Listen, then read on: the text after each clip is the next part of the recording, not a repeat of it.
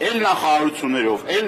մարզպետներով, էլ իրենց ձեռքի տակ ամբողջ գործիքակազմը կիրառելով չեն կարողանում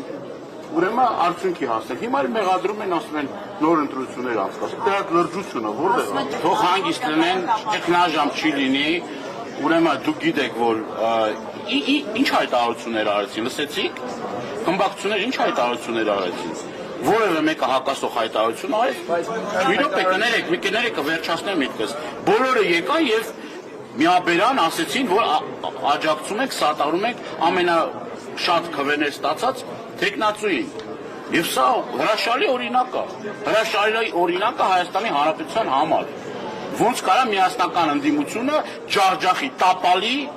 գետնի քաղաքացիական պայմանագիր կուսակցությանը։ Եվ դրա համար ես շատ ուրախ եմ եւ շնորհավորում եմ բոլորին, այն մարդկանց, որ տարիներ շարունակ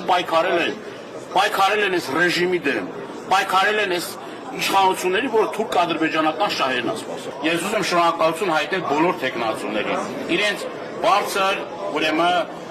կարգապահության, իրենց խոսքի տերը լինելու, իրենց այս ընթացքում